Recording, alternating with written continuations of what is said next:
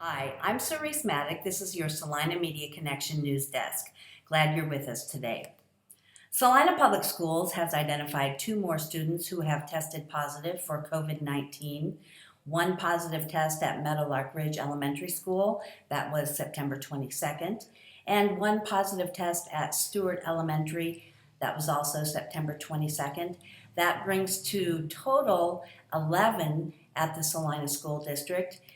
The last test positive was at South High School on September 21st. The other tests started September 3rd when they started tracking them and have run through September 22nd. Today is National Registration Voter Day.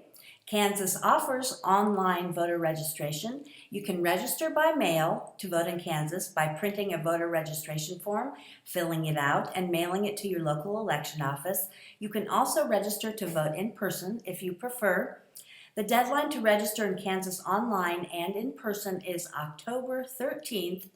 October 14th, advance voting and in-person mail may begin, and then on October 27th, it is the deadline to apply for advance ballots by mail for the general election. Again, today is National Voter Registration Day. Just a reminder to register if you haven't. The Salina Police Department has started a new program, the SAID program, which stands for Special Needs Alerts and Identification Program.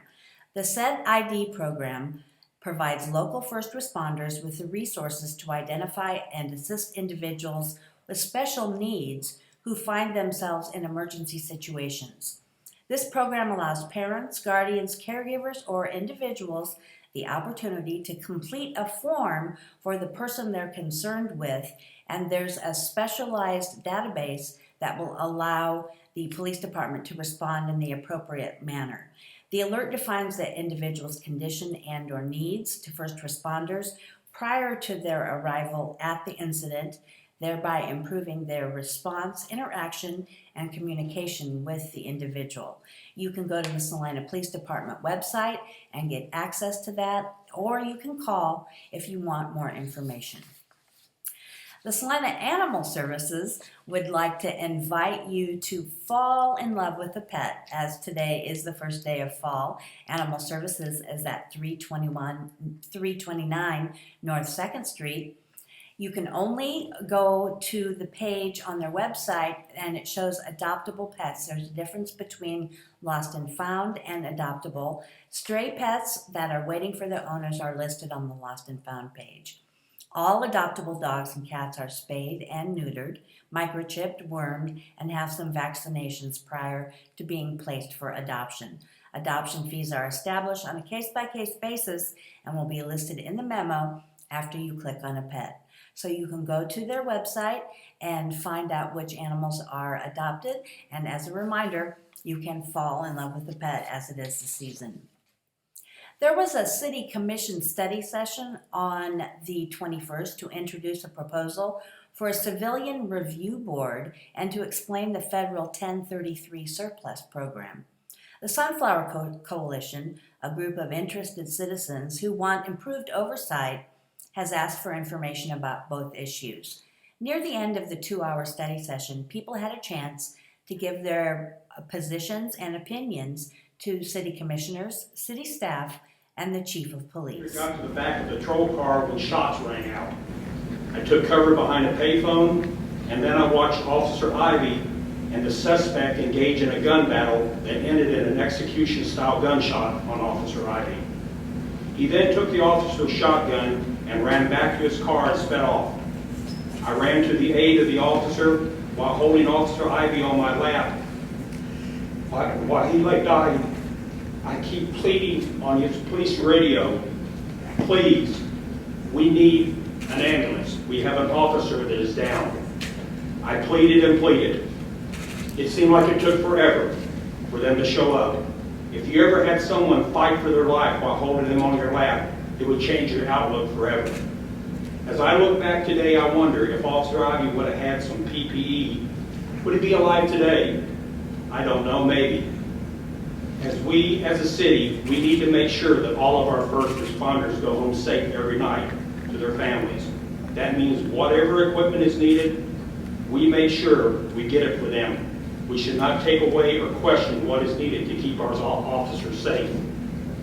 I am asking the City Commission, please do not bend to a group that questions our police force on the safety of our officers.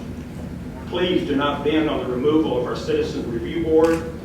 We need another appointed board for another appointed board.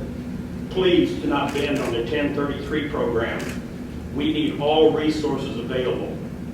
Please do the right thing. When we're questioning these statistics, we're not questioning that they're not real. We're just questioning like what's being missing, what's being made invisible by the way that the systems work, and that's why it's important to like ask, you know, where these are coming from and like what else we could be doing to address things. I wanted to address a few things about the Citizens Review Board, and that I feel like a lot of this presentation was saying, you know, other people, no one else is doing these things, no one else is doing this, and we should always be striving to like question, are we doing the best that we can? Not, are we doing the same as other people? And also Lawrence's Citizen Review Board is like asking for more power. They are saying there are things that we want to address that we're not addressing. One other thing is that on one of these slides, you quoted the NAACP, and the NAACP did endorse our proposal. So just wanted to make those points and support the Sunflower Coalition's proposal. To make sure we remind everybody that the police officer is the most scrutinized profession in all other professions in the United States. If you already look, they already got a body cam which records every movement they have. If they're inside the vehicle, they got a camera going on there. They also, at the police department, record every phone call that is being made. And also they have to document in the reports. And any use of force that they already do, it gets reviewed immediately by their immediate supervisor. And then it gets passed on to the patrol captain who reviews it. Then it gets reviewed by the deputy chief of police. And then it gets reviewed by the chief of police. And then also it gets reviewed by the internal affairs officer. And then it doesn't stop there. If the person's arrested, then that person's attorney reviews all the documents that they have and the videos. It gets reviewed by the city attorney, it gets reviewed by the county attorney, and also gets reviewed by judges and juries. So one thing I did want to point out is through hearing all of the things that people have said here, it's important to remember that one very hyper-specific demographic is overrepresented in this room, and that is the continuing trend in every single one of these sort of public forums that we have with the City Commission. So obviously the kinds of narratives of people who would be affected by the police department's misconduct are not here. And those people obviously aren't going to be out here because they're working at 2 p.m. on a Monday. Those people work hard, a lot of the times harder than most people, and will see the worst effects of what is being ignored, and the reason behind the proposal. Just yesterday on a church outing, out to the lake, I had 3 other individuals come up to me and talk to me about how they felt personally persecuted by the police department and felt wrong and felt that they had no recourse in order to correct that, either because of their legal status, their financial status, because they work too much, things that they simply could not take into account. So I think that some of the things that were presented in this were intentionally misleading, in the fact that they kind of avoided some of the systemic factors behind the numbers. Like when you show that we only have like 1 or 2 different complaints every year, that doesn't take into account how many people are discouraged from complaining, either because of a language barrier, because of the financial status, legal status, or believing that the bureaucracy won't help them since everything is internal and they don't have an external source to file a complaint. Even in some time inside the police department, listening to the police officers talk about some of these things, I still haven't gotten a clear answer on how we measure the ways that internal investigations work. So, yeah. What I don't understand is how an individual that has no concept of what a police officer is or does can dictate how he or she should do his or her job, or what type of equipment they should use while doing their job. If critics were asked to do the job, they wouldn't make it out the door. one reason being they wouldn't want to be scrutinized as much as they are scrutinizing officers in the department. The problem with critics, they jump to conclusions before knowing the facts. That's the difference between a police officer and their critics. So why change something that is not broke and has worked well? So I'm asking you to show your police officers how you can care and appreciate them. Because you know if you need them, they're going to come around. I just want to say that I have read the Sunflower Coalition's proposal and the study notes for this session and just lend a voice of support to that. I see this, there is indisputably an epidemic of racist police violence in this country, and just because we haven't seen something terrible happen here yet doesn't mean that we shouldn't be striving to make sure something bad doesn't happen and help our city be the safest place it can be for all people.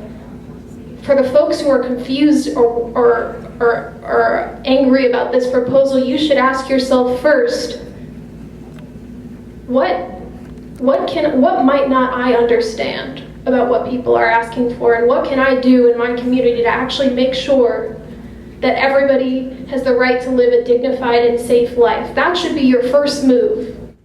And that's your Salina Media Connection news desk. Thanks for joining us. Have a great day.